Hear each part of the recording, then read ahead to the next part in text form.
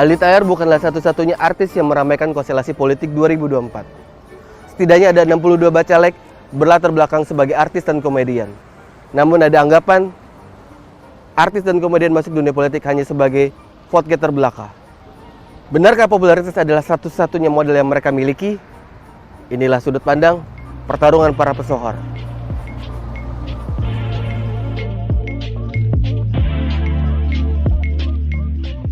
Di antara daftar nama-nama itu, saya mendatangi salah satu sosok selebriti yang berprofesi sebagai seorang komedian. Mongol Stress alias Roni Immanuel, stand-up comedian, adalah salah satu sosok yang saya temui. Artis yang maju lewat Partai Solidaritas Indonesia ini mengungkapkan alasannya masuk arena pertarungan calon legislatif 2024 mendatang. Pertama abang mau maju ke DPR itu serius nih bang? Serius. Karena dulu juga di saat mencalonkan diri wali kota Manado juga serius. Serius, jadi maksudnya tidak ada unsur gue cuman mau main-main atau enggak. Ini adalah unsur serius. Jadi gue benar-benar pengen menjadi seorang anggota legislatif. Tapi abang dengan sebagai background sebagai stand up comedian, gitu kan, artinya pasti kan banyak orang yang sedikit berpandangan kok. Seorang stand up berani-beraninya sih maju ke DPR gitu kan. DPR tempatnya serius gitu kan. Stand up bisa dengan dunia bercanda gitu. Tapi kan Ukraina aja presidennya stand up komedi ya kan tidak menutup bahwa semua orang tuh punya hak yang sama, punya peluang yang sama, kan tinggal bukan soal lu kerjanya apa, lu dari background mana, tapi lu mau dan mampu nggak gitu. Karena setiap amanah itu kan butuh keberanian, sikap hati yang mau dan kemampuan diri. Dalam laga politik ini, persona Roni bisa menjadi pedang bermata dua baginya. Ketenarannya menjadi modal utama untuk meraih perhatian masyarakat. Dengan demikian, tidak perlu menyiapkan logistik besar agar namanya melambung di antara calon lainnya. Di sisi lain, penampilan yang syarat dengan lelucon dan menghibur memunculkan pertanyaan mendalam, mampukah dirinya berdiri menjadi pembela suara masyarakat? Kalau gue berbicara dengan pengamat nasional gitu kan, politik nasional, dia yang bilang komedian itu hanya untuk merebut atau meraih hati suara dong supaya elektabilitasnya partai bisa naik. Abang setuju dengan pendapat itu? Kan pendapat setiap orang nggak bisa kita bantah, Bang. Okay. Jadi kan pendapat silakan berpendapat. Yang harus kita lakukan adalah membuktikan. Okay. Ya kan?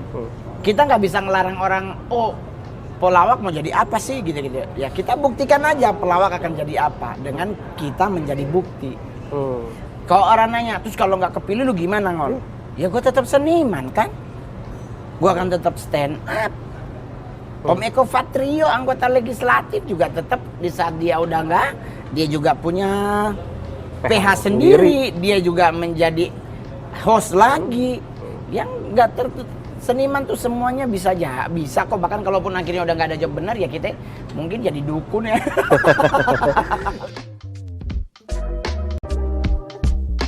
Tapi nanti ketika abang maju ke DPR, apakah glorifikasi atau jaket abang sebagai seorang stand up ini akan abang lepas atau abang tetap pasang? Stand up itu kan pasti melekat, Bang. Cuman kan tinggal kita memilah. Mau jadi sekarang lu posisi sebagai apa? Gue sebagai anggota legislatif, berarti gue harus menjadi seorang anggota legislatif, bukan jadi seorang stand up komedian. Begitu, karena biar bagaimanapun di stand up juga kan ada seriusnya, Bang. Yes. Emang abang pikir kita nyusun materi stand up itu nggak serius, Bang? Itu yang orang nggak pernah tahu. Orang kan taunya wah dia lucu banget. Anda nggak tahu kita stand up itu harus materi, harus kita benar-benar ulik baik-baik. Jangan sampai kita disomasi, jangan sampai kita didatengin ormas ke rumah, jangan sampai ada suku atau agama yang tersinggung. Pemilihan kalimat di depan presiden, di depan pengusaha, di depan panglima TNI beda, Bang. Nah orang kan nggak tahu, orang kan ini gila lucu banget, Mongol. Tapi kan itu kita butuh banyak hal untuk membuat materi itu tidak berpolemik.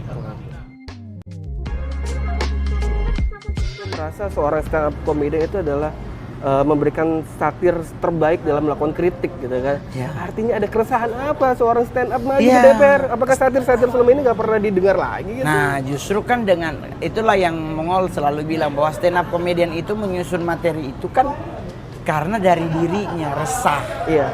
Stand up itu munculnya tuh dari keresahan. Nah, ingat nggak waktu acara Kopdarnas PSI, Mongol mengusulkan kepada pemerintah kalau boleh bikin film anak kecil yang mendidik. Ya, betul. Karena saya resah.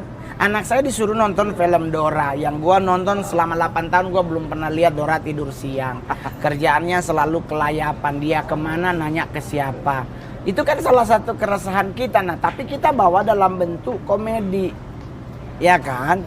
Nah, besok kalau Mongol jadi jadi di anggota legislatif, ya kita kan bisa mengingatkan stakeholder yang ada, TVRI mungkin kalau di Komisi Seni, ya kan, kita undang TVRI kalau boleh bangkitkan kembali film Si Unyil, karena biar bagaimanapun di saat Cuplis dan Pak Oga nodong, ada Pak Raden yang selalu mengingatkan bahwa itu nggak boleh.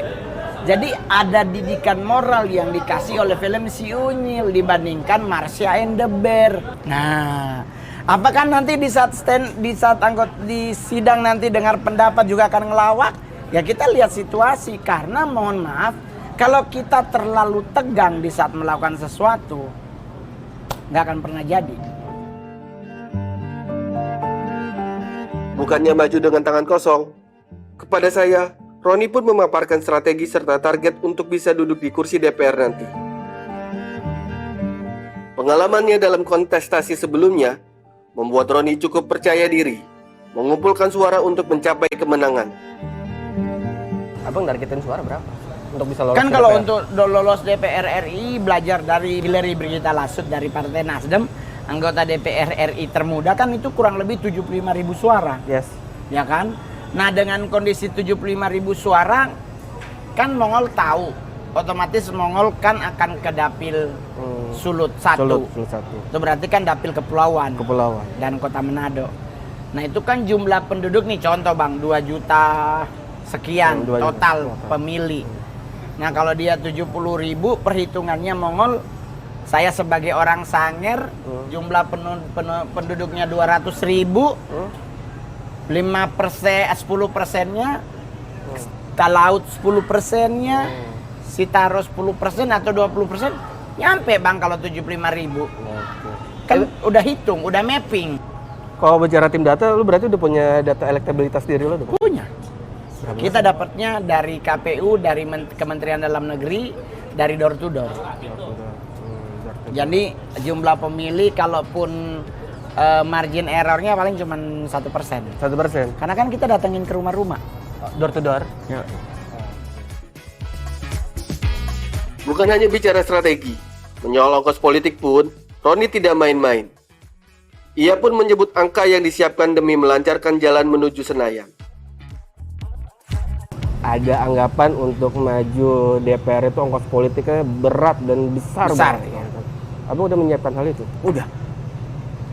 Gue udah nyiapin dari beberapa tahun yang lalu bahkan. Karena gue udah tahu Bang, untuk menjadi seorang legislatif itu budget politik banyak. Equipnya, baliho, segala macem. Apa kebutuhan yang akan lu mau bawa ke dapil-dapil, apakah kalender, kartu nama, segala macam itu kan nggak mungkin dicetak pakai God bless you. Itu kan cetaknya pakai duit kan. Yes. Kalau bahasa Batak, hepeng mengatur nagarawan. Jadi otomatis gue udah siapin. Modal sendiri untuk ke legislatif. Iya. Besar loh modalnya kan? Betul. Dan ketika nanti Katanya sih bunyi-bunyi M. M-nya bukan cuma 1. M bukan satu. Iya. Banyak nol ya. Yoi. Maksudnya katanya sih kurang lebih antara 7,5. Wow. Oke. Cuman kan buat Mongol itu mungkin perhitungan orang-orang tertentu. Tapi kalau buat Mongol, tidak semua wilayah harus kita buang sepercuk uang. Apalagi kalau Mongol kan. Datang aja gitu ke lokasi mana, bikin ketawa-ketawa orang, terus kita kasih tahu program kerja kita. Karena gini Bang, penetrasi apapun kita lakukan dengan cara membuat orang tertawa, lebih dapat di otak mereka dibandingkan dengan kita kayak orasi biasa. Pengalaman saya selalu mendengar bahwa ada sponsor. Oh no, kalau Mongol sama sekali tidak pakai sponsor, pakai uang sendiri. Jadi gue menyisihkan dari stand up komedian kurang lebih udah 6 tahunan, duitnya gue depositoin. Jadi gue nggak ambil bunganya, gue biar ditambah. Jadi besok gue mau nyalon, semuanya udah aman. Kalau gua jadi anggota legislatif, gua punya target utama adalah memajukan daerah gua dulu, Bang. Daerah Mongol adalah daerah Sanger, yang sampai hari ini daerah gua masih belum mencapai tingkatan yang lebih di atas. Komisi berapa sih Bang nanti kalau mau narik? Tergantung partai. Tergantung partai, balik lagi ke partai. Balik lagi ke partai, Bang. Di komisi manapun, tapi gua pinginnya tetap di seni. Lo pengen di seni? Tetap di seni, Komisi karena 7 gua ya? sebagai seorang seniman. Motivasi semacam itu bukanlah hal yang baru. Eko Hendro Purnomo atau yang lebih dikenal sebagai Eko Patrio pun mengamini hal itu. Sebagai pemain lama, ia memandang bahwa partai memiliki metode tersendiri untuk mengusung seorang selebritis. Menurutnya, peran selebritis dalam sebuah partai tidak melulu soal pengumpul suara. Kemampuan seorang artis dalam memahami serta menangkap permasalahan masyarakat pun menjadi takaran untuk menentukan dukungan. Ya sebenarnya kan ya fenomena ini sama dengan periode-periode sebelumnya gitu ya. 2019 demikian, 2014 juga demikian. Terus 2000 sebelumnya juga sama gitu ya. Nah, cuma memang sekarang ini kelihatan kesannya kayak banyak.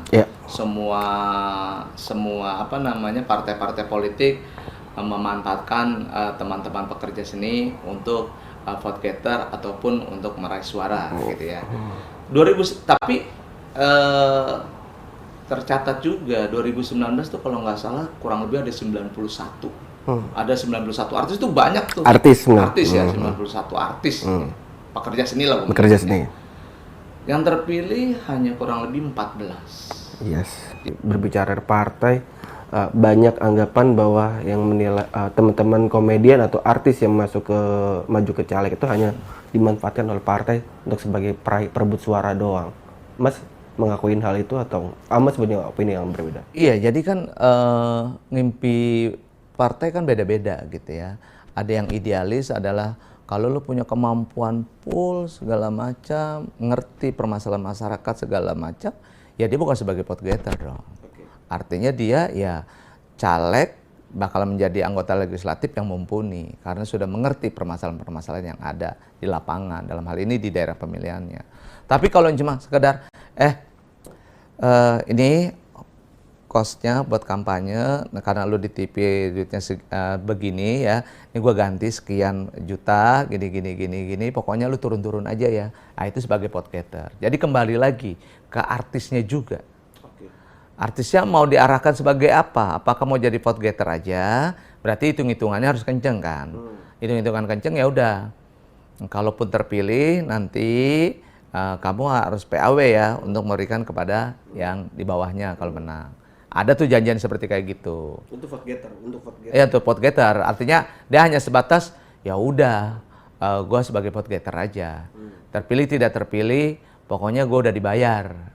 Profesional artinya gitu. Cuma dimanfaatin profesionalismenya bukan untuk ke broadcast tapi ke industri yang sekarang lagi marak, yaitu dalam kancah pencalekan seperti ini. Eko mengungkap, entertainment dan partai politik adalah dua hal yang berseberangan.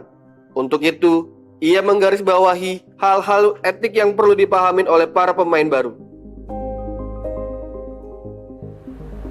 Kondisinya adalah beda nggak? Ya beda dong. Di satu sisi di dunia entertain kita dilayani. Dilayani loh. Pada saat kita pergi ke satu tempat untuk show, untuk mentas, itu udah dari sini udah ini tiketnya Mas Eko, terus ya nanti ada LO-nya, ada yang jemput, terus ya duduknya di bisnis apa segala macam gitu, dilayani. Di politik yang enggak dong. Di politik kita menjadi apa adanya. Boleh nggak sih Mas, ketika udah jadi caleg, ngambil job lagi? Boleh, selama itu tidak mengganggu kinerja di dewan.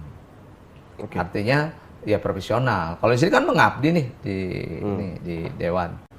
Ya itu profesional, artinya kalau misalnya Sabtu Minggu kan nggak ada kerjaan di sini, boleh syuting. Atau misalnya siang rapat sudah selesai, sore ngambil boleh.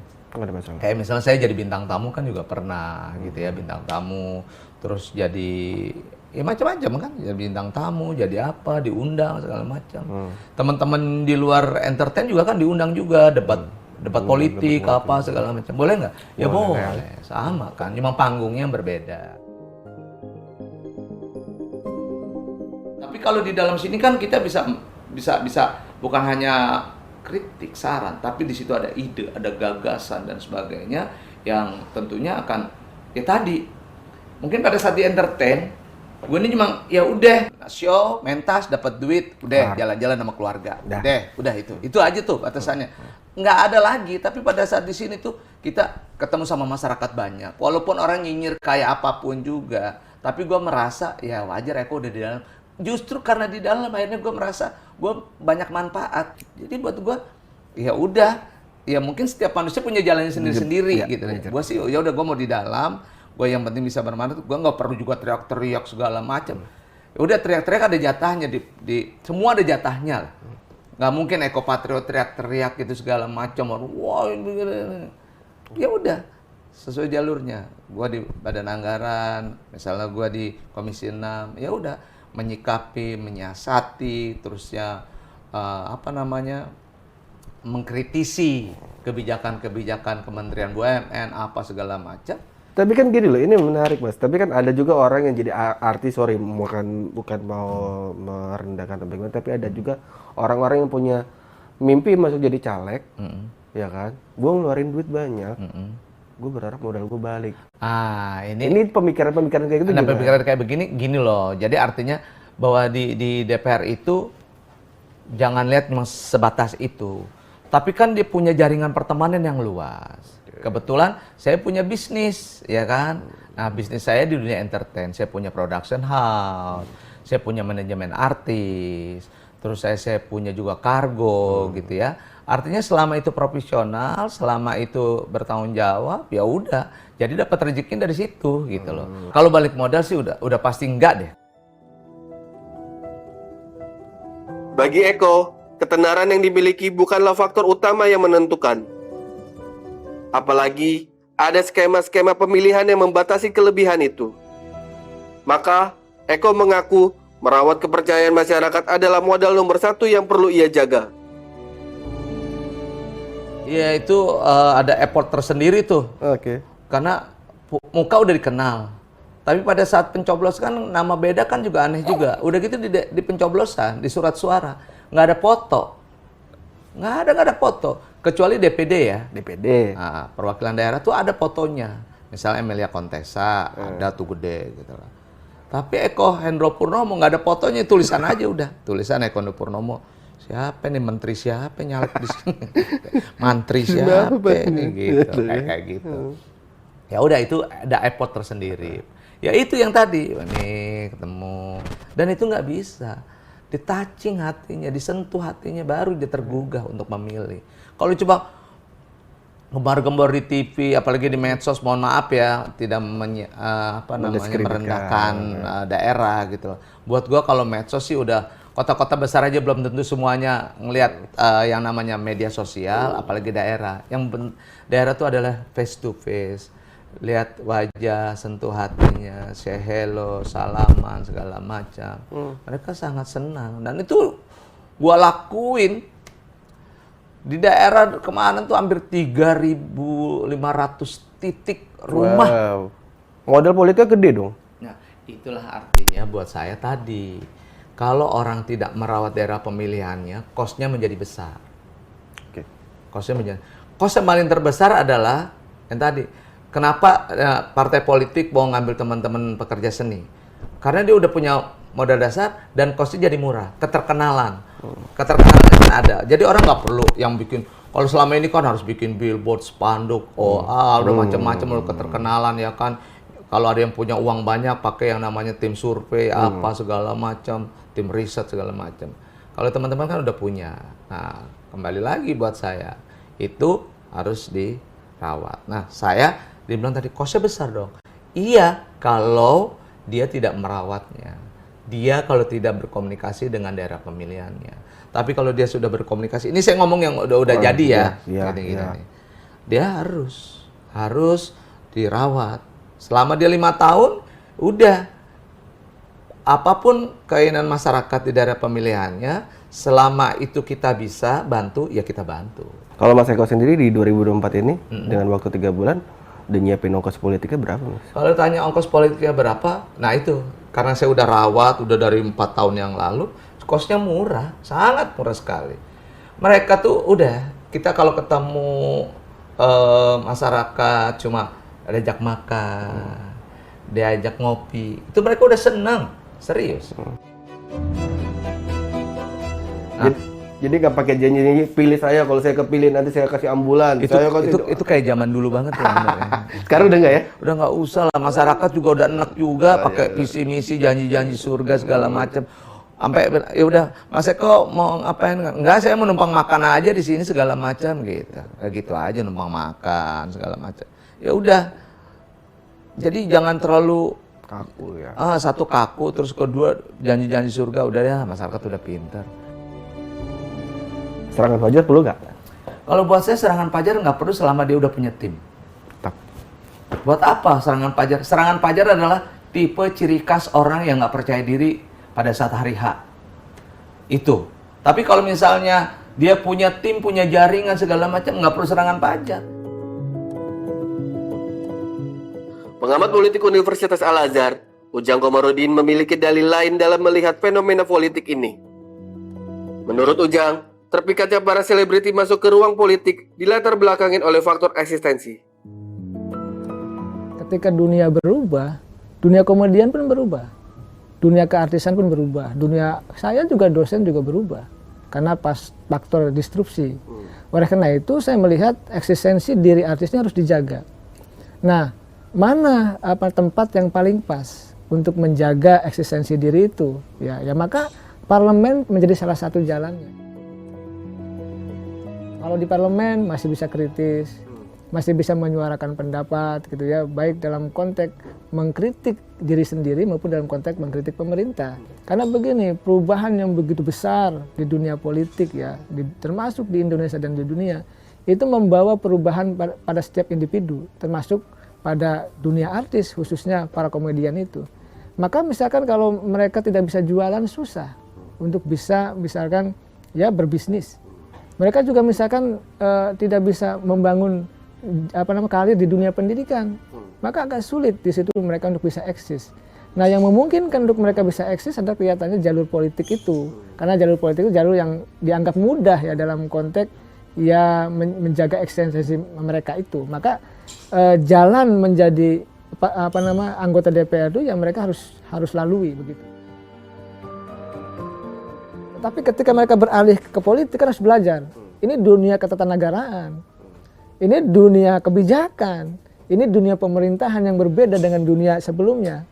Oleh karena itu ya mesti penyesuaian, mesti belajar banyak agar memang menjadi artis yang mumpuni ketika menjadi pejabat. Apakah faktor-faktornya dengan popularitas mereka ini bisa membawa atau memajukan mereka ke duduk di legislatif? Saya melihat menjamin tidak ya. Ada dua hal yang penting harus dilihat. Pertama, popularitas dan elektabilitas. Orang yang populer, siapapun mereka, entah dari golongan komedian maupun artis gitu ya, public figure yang hebat sekalipun, kalau dia hanya mengandalkan popularitas, maka dia akan tewas. Kenapa? Karena dia tidak memiliki elektabilitas. Kalau artis itu punya popularitas, punya elektabilitas, punya kemungkinan menangnya tinggi. Tetapi untuk menuju popularitas ke elektabilitas, ini kan butuh isi tas. Ya, butuh isi tas. Kenapa? Banyak artis yang tumbang, banyak yang kalah, baik di pilkada maupun pileg, itu karena memang mengandalkan popularitas itu.